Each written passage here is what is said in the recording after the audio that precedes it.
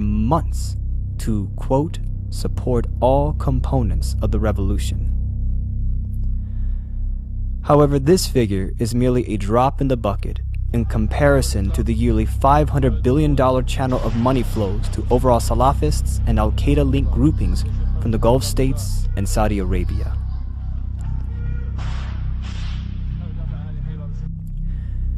It is within this backdrop that Syrian expert in strategic affairs, Salim Harba, disclosed that the arrests of 700 gunmen in Bab al-Amr in early March were composed of gunmen from the Gulf states, Iraq, Lebanon, with Qatari intelligence agents among them. Salim said these men were stripped of weapons made in Europe, America, and Israel, including Israeli grenades, night binoculars, and communication systems. 60,000 rounds of ammunition were also confiscated in Lebanon around the same period, found hidden within 2 vehicles on board an Italian container ship. Intercepted in the Mediterranean Sea, like the seizure in Bab al-Amr, officials found rocket-propelled grenades and heavy caliber ammunition. It's time for that regime to move on, and it is time to stop the killing of Syrian citizens by their own government. Permanent members of the Security Council using their veto when people are being murdered, it is just despicable. And I ask, whose side are they on? They are clearly not on the side of the Syrian people.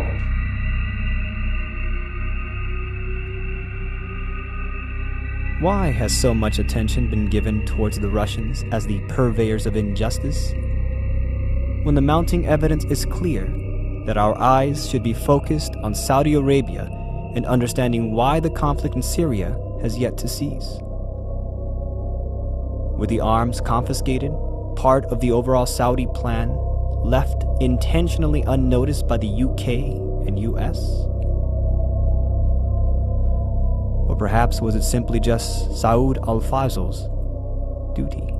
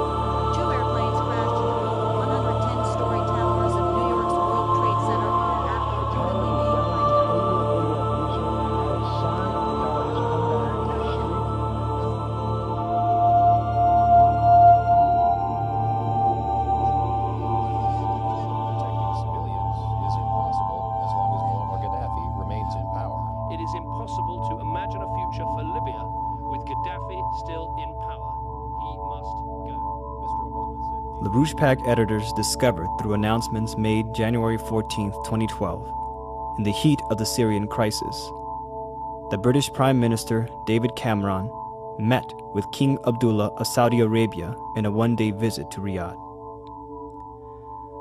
The British Prime Minister's office in Downing Street disclosed that the purpose of the meeting was to discuss the importance of the United Kingdom-Saudi bilateral relationship, agreeing to strengthen cooperation in a range of areas from that already in existence.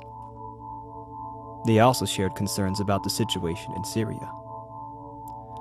Most telling was revealed by former British ambassador to Saudi Arabia, Sir Alan Munro, who told Sky News, "It is very important that David Cameron takes this opportunity to re-establish the sort of mutual confidence at the top level that his predecessors, ever since Margaret Thatcher, have sustained with Saudi Arabia as an important partner." It was then noted that British defense manufacturer BAE Systems has interest in Saudi Arabia, which at the time of the meeting were working to expand a large Typhoon Eurofighter contract with the Saudis. What was revealed was acknowledgement that the nature of the meeting between Cameron and King Abdullah was to sustain a mutual confidence initiated by former British Prime Minister Margaret Thatcher. Shocked, but composed and determined.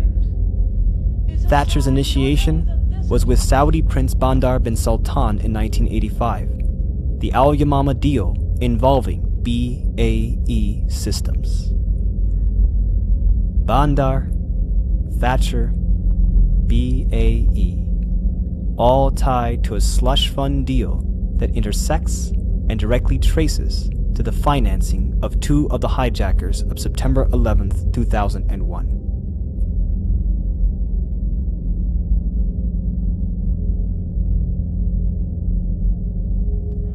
Nawaf al-Hazmi and Khalid al-Madar were two of the 5 terrorists who hijacked American Airlines Flight 77, crashing it into the Pentagon.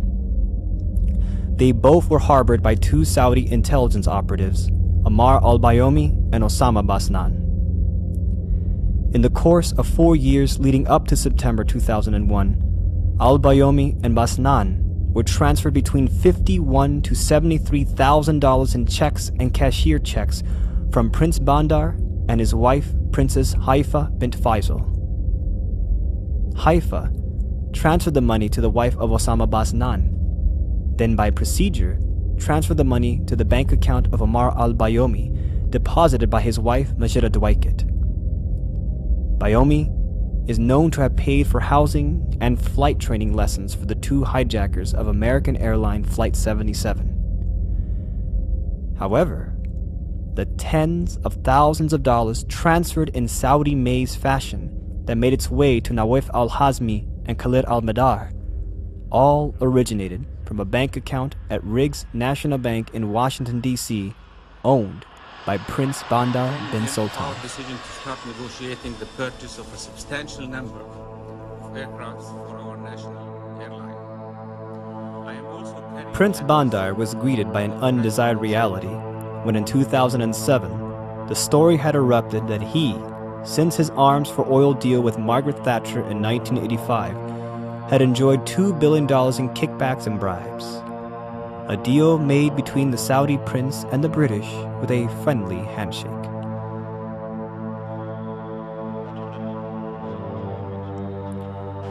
However, the overall Al Yamama deal for BAE weapons in exchange for Saudi oil during the 22-year span between 1985 and 2007 shored up $80 billion to $100 billion that was never accounted for. Money from the Al Yamama deal has been traced to clandestine operations, to arms purchased from Egypt and sent to the beginning stages of Al-Qaeda, the Mujahideen. Tens and thousands of dollars were directly given to 2 of the 9/11 hijackers, whose funds originated in the same bank account of Saudi Prince Bandar, who for 22 years received billions of dollars for brokering the Al Yamama BAE for Saudi oil exchange with British Prime Minister Margaret Thatcher.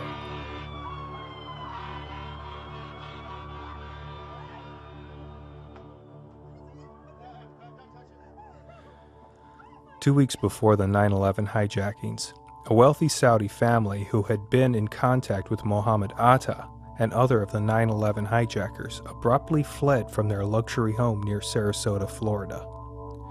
This raises further questions about the Saudi links to the hijackers. The house was owned by Saudi financier Issam Ghazawi and was occupied by his daughter Anud and her husband Abdul Aziz Al-Hiji.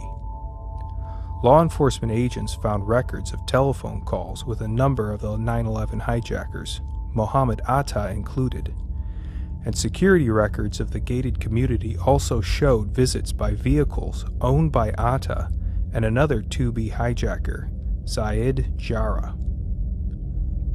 Atta, Jarrah, and Marwan al-Shihi were all living within 10 miles of Ghazawi's house and were taking flying lessons in nearby Venice, Florida.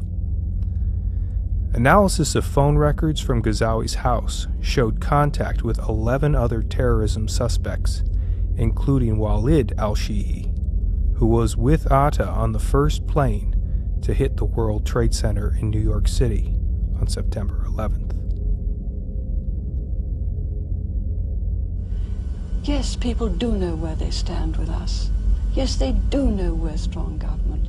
Yes, they do know we have a property-owning democracy. The operation thrived by the logistics of a BAE slush fund, a deal that represented one of the biggest funding pools in history for global covert operations, protected by Her Majesty Elizabeth II's Official Secrets Act, with its finances guarded by the highly unregulated system within the City of London's square mile and offshore havens under British dominion. An operation left unobstructed by David Cameron and King Abdullah's arrangements during the heat of the Syrian crisis. The UK are involved in creating the slush fund deal. The US, under 2 administrations, has behaved with complicity. Why then would these same forces ever to have bothered to seek out the truth of who actually led the massacre in Hula, Syria, May 25th? The US never even bothered to investigate how their partners of the UK and Saudi Arabia carried the attacks in New York City and Washington, D.C. in the morning of September 11th, 2001.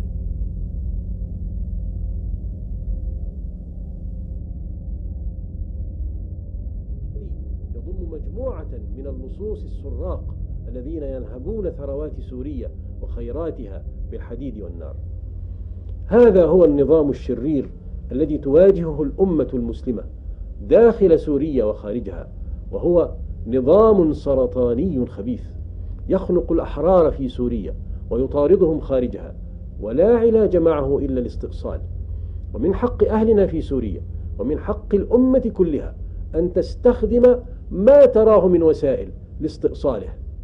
إذا أردنا الحرية فيجب أن نتحرر من هذا النظام، وإذا أردنا العدالة فيجب أن نقتص من هذا النظام، وإذا أردنا الاستقلال فيجب أن نقف في وجه هذا النظام، وإذا أردنا المقدس فيجب أن نزيح هذا النظام.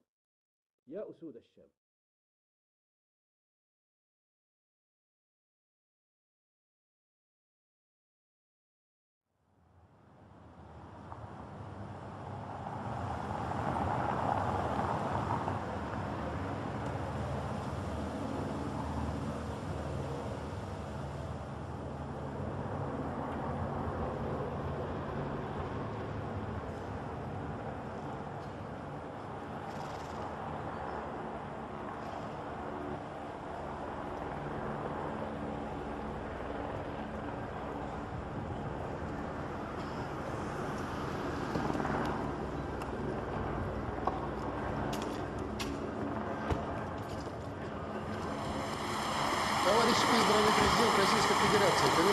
Президент Российской Федерации Владимир Владимирович Путин.